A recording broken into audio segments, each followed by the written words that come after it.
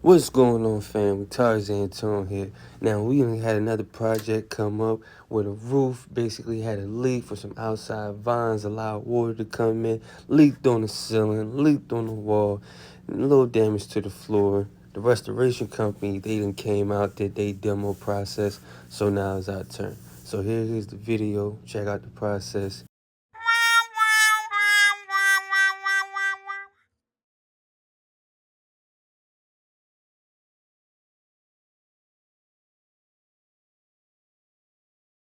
Alright, E-box, like I was telling you, it was Clyde.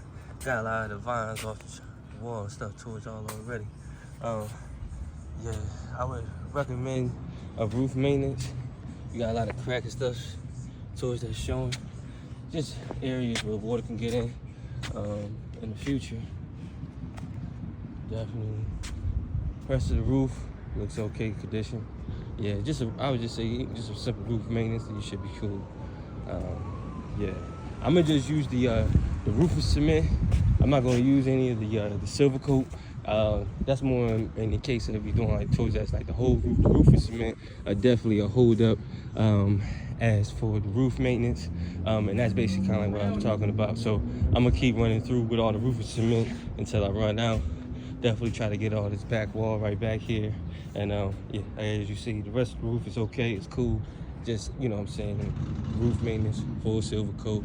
But yeah, I'm gonna keep using all the roofing cement. Like you see, you got some stuff up here by the skylight. So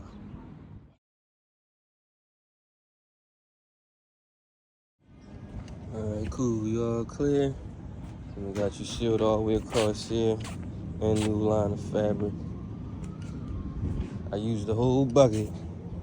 So try to stretch as much as you can. Like I said, if you want to, I would say, get a roof maintenance soon. And part of the front, yeah.